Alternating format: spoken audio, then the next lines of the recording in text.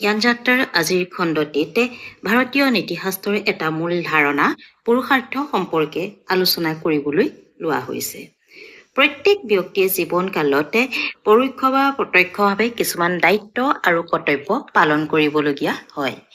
ইয়াৰ উদ্দেশ্যই হৈছে পৰম কল্যাণ লাভ কৰা। পৰম কল্যাণৰ আদৰ্শ আগত ৰাখি মানুহে ব্যৱহাৰিক জীৱনক নৈতিক জীৱনৰ দ্বাৰা পৰিচালিত কৰে। ভাৰতীয় দৰ্শনত ইয়াকে পুৰুষাৰ্থ বুলি কোৱা হয়। ই মানৱ জীৱনৰ পৰম শ্ৰেয় বা পৰমাৰ্থ। পুৰুষাৰ্থ হৈছে আধ্যাত্মিক পূৰ্ণতা লাভৰ উপায়। ভাৰতীয় দৰ্শনৰ সকলোবোৰ বৈদিক সম্প্ৰদায়ে পুৰুষাৰ্থৰ আলোচনা কৰিছে। পুৰুষাৰ্থ শব্দটো পুৰুষ আৰু অৰ্থ এই শব্দ দুটাৰ সংযোগত গঠিত হৈছে। পুৰুষে সচেতন ব্যক্তিক আৰু অৰ্থই কাম্য বস্তুৰ প্ৰয়োজন বা লক্ষ্যক বুজায়। অৰ্থাৎ বুৎপত্তিগতভাৱে ক'বলৈ হ'লে পুৰুষাৰ্থ মানে হৈছে সচেতনভাৱে ব্যক্তিয়ে কাম্য বস্তু বা প্ৰয়োজন আহৰণ কৰা। গতিকে মানৱ জীৱনৰ সৰ্বোচ্চ লক্ষ্য বা আকাংক্ষাই হৈছে পুৰুষাৰ্থ। ভাৰতবৰ্ষত বেদ, পুৰাণ আৰু গীতাত পুৰুষাৰ্থ সম্পৰ্কে আলোচনা কৰা পোৱা যায়। ভাৰতীয় নীতিশাস্ত্ৰ অনুসৰি পুৰুষাৰ্থ 4 প্ৰকাৰৰ। সেইকেইটা হৈছে ধৰ্ম, অৰ্থ, কাম আৰু মোক্ষ। এই 4টা পুৰুষাৰ্থকে একেলগে চতুবৰ্গ বুলি কোৱা হয়। ধৰ্ম, অৰ্থ, কাম আৰু মোক্ষক ব্যক্তিয়ে জীৱনকালত আহৰণ কৰে আৰু গীতাই ইয়াকে ত্ৰিবৰ্গ বুলি কৈছে। মোক্ষ হৈছে পৰম পুৰুষাৰ্থ। ভাৰতীয় নীতিশাস্ত্ৰ অনুসৰি ধৰ্ম, অৰ্থ আৰু কাম প্ৰেয়ৰ অন্তৰ্গত। প্ৰেয় হৈছে প্ৰিয় বস্তু বা কামনাৰ বস্তু। প্ৰেয়ৰ আকাংক্ষা অসীম। মোক্ষ হৈছে শ্ৰেয়। মোক্ষই মুক্তি বা মুক্তি লাভৰ উপায় দিয়ে। ই পৰম শান্তিৰ অৱস্থা। ইয়াক পৰম কল্যাণ বা পৰম শ্ৰেয় বুলিও কোৱা হয়। স্বভাৱ অনুযায়ী মানুহৰ কাম্য বস্তু ভিন্ন। কোনোৱে হয়তো ধৰ্ম বিচাৰে, কোনোৱে হয়তো অৰ্থ বা কামকহে বিচাৰে। অৰ্থ আৰু কামক গৌণ পুৰুষাৰ্থ আৰু ধৰ্ম আৰু মোক্ষক মুখ্য পুৰুষাৰ্থ বুলি কোৱা হয়।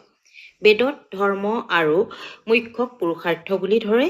অৱশ্যে মহাভাৰততে ধৰ্ম, অৰ্থ, কাম আৰু মোক্ষ এই 4টাকেই পুৰুষাৰ্থ বুলি কোৱা হয়।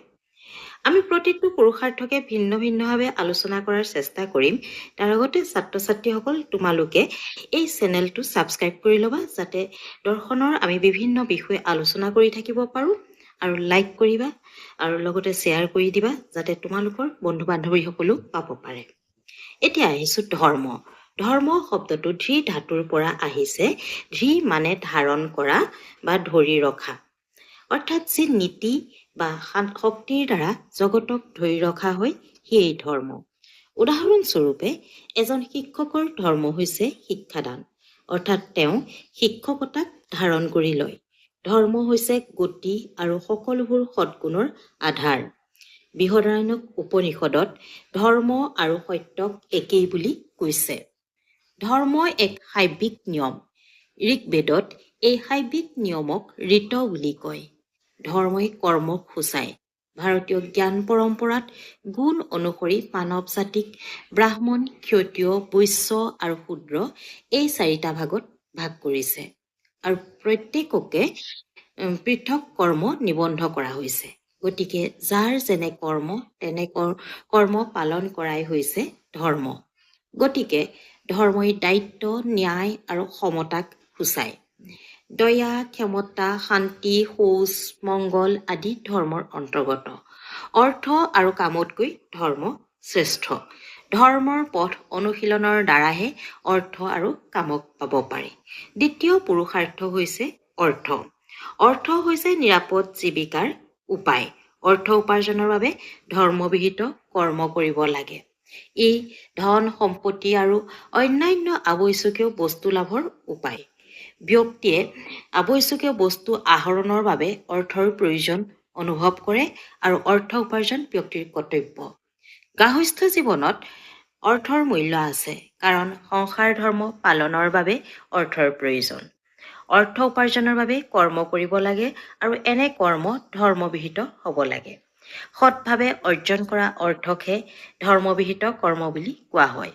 অৰ্থশাস্ত্ৰত কৌটিল্যই কৈছে, ধৰ্ম, অৰ্থ আৰু কামৰ ভিতৰত অৰ্থ শ্ৰেষ্ঠ, কাৰণ অৰ্থৰ দ্বাৰাহে ধৰ্ম সম্পাদন আৰু কাম পূৰণ কৰিব পাৰি।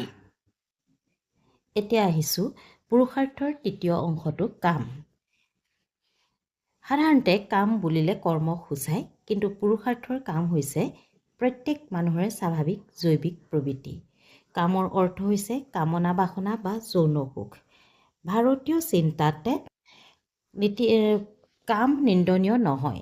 সংযত কামক ভাৰতীয় নীতিশাস্ত্ৰই সমৰ্থন কৰে আৰু অসংযত কামক পশুসত্তাৰ সমান বুলি কয়। কাম নহ'লে সমগ্ৰ মানৱ সত্তাৰ বিকাশ সম্ভৱ নহয়। কামৰ দ্বাৰা জীৱৰ ধাৰাবাহিকতা অক্ষুণ্ণ থাকে। কামে ব্যক্তিৰ শাৰীৰিক আৰু মানসিক সুখ প্ৰদান কৰে। বাৎসায়নৰ মতে কাম হ'ল পঞ্চ ইন্দ্ৰিয়ৰ বাসনা বা পূৰণ কৰা আৰু সিহঁতৰ লগত জড়িত অনুভূতিসমূহ আহৰণ কৰা। সন্তান উৎপাদনৰ বাবে শাস্ত্ৰবিধি অনুযায়ী কৰা কামচৰণেই হৈছে পুৰুষাৰ্থ। শেষৰ পুৰুষাৰ্থ হৈছে মুখ্য। মুখ্য হৈছে সৰ্বপ্ৰধান পুৰুষাৰ্থ। মুখ্য মানে মুক্তি। মুক্তিয়ে ব্যক্তিৰ সকলো প্ৰকাৰৰ জাগতিক আৰু আধ্যাত্মিক দুখৰ পৰা মুক্তিক বুজায়। মুখ্যক পৰম শ্ৰেয় বুলিও কোৱা হয়। চাৰ্বাকৰ বাহিৰে প্ৰত্যেক ভাৰতীয় দৰ্শন শাখাই মুখ্য বা মুক্তি সম্পৰ্কে আলোচনা কৰিছে। মুক্তি এক বিমল আনন্দৰ অৱস্থা। মুক্তি দুই প্ৰকাৰৰ, বিদেহ মুক্তি আৰু জীৱন মুক্তি। শৰীৰ ধ্বংসপ্ৰাপ্ত অৱস্থা বা মৃত্যুক বিদেহ মুক্তি বুলি কোৱা হয়। ন্যায় বৈশেষিক দৰ্শন শাখাই এই বিদেহ মুক্তিত বিশ্বাস কৰে। জীৱন মুক্তি হৈছে জীৱিত অৱস্থাত ব্যক্তিয়ে পৰম শান্তি লাভ কৰি আত্মজ্ঞানী হোৱা অৱস্থা। বৌদ্ধ, জৈন, সাংখ্য আদিয়ে জীৱনামুক্তিত বিশ্বাস কৰে। ধৰ্ম, অৰ্থ আৰু কাম এই তিনি পুৰুষাৰ্থক ব্যক্তিয়ে এবাৰ লাভ কৰাৰ পাছত পুনৰ পাবৰ বাবে আকাংক্ষা কৰে। কিন্তু এবাৰ যি মুখ্য বা মুক্তিপ্ৰাপ্ত হয়, তেনে ব্যক্তি কোনো ধৰণৰ পুৰুষাৰ্থৰ আকাংক্ষা নাথাকে। সেয়েহে ইয়াক পৰম শ্ৰেয় বুলি কোৱা হয়। ভাৰতীয় দৰ্শনে মুখ্য লাভৰ বাবে তিনিটা মাৰ্গৰ কথা কয়। সেইকেইটা হৈছে জ্ঞান, ভক্তি আৰু কৰ্ম। ধৰ্ম, অৰ্থ আৰু কাম পুৰুষাৰ্থৰ পাছতেই মুখ্য বা মুক্তি পাব পাৰি। মুখ্যক বিভিন্ন দৰ্শন সম্প্ৰদায়ে বিভিন্ন ধৰণেৰে নামকৰণ কৰিছে। জৈনই কৈৱল্য, ন্যায় বৈশেষিকে অপবৰ্গ বা নিঃশ্ৰেয়, বৌদ্ধই নিৰ্বাণ আৰু গীতাত ইয়াক স্থিতপ্ৰজ্ঞ বুলি কোৱা হয়। গতিকে ছাত্ৰ ছাত্ৰীসকল দেখিছা, আমি পুৰুষাৰ্থ সম্পৰ্কে জানিব পাৰিছোঁ। ভাৰতীয় পুৰুষাৰ্থ চাৰিটা প্ৰকাৰৰ, যদিও বিভিন্ন দৰ্শন গোষ্ঠীয়ে বা দৰ্শন সম্প্ৰদায়ে পুৰুষাৰ্থ সম্পৰ্কে ভিন্ন মত দিয়ে, তথাপিতো আমি এটা কথা জানো যে পুৰুষাৰ্থ বুলিলে আমি চাৰি পুৰুষাৰ্থকেই জানিম। আৰু সেইকেইটা হৈছে ধৰ্ম, অৰ্থ, কাম আৰু মুখ্য। মুখ্য পৰম পুৰুষাৰ্থ। মুখ্যক লাভ কৰাৰ পাছত আমি পুনৰ আৰু কোনো ধৰণৰ মুখ্যক আহৰণ কৰিব নোৱাৰোঁ।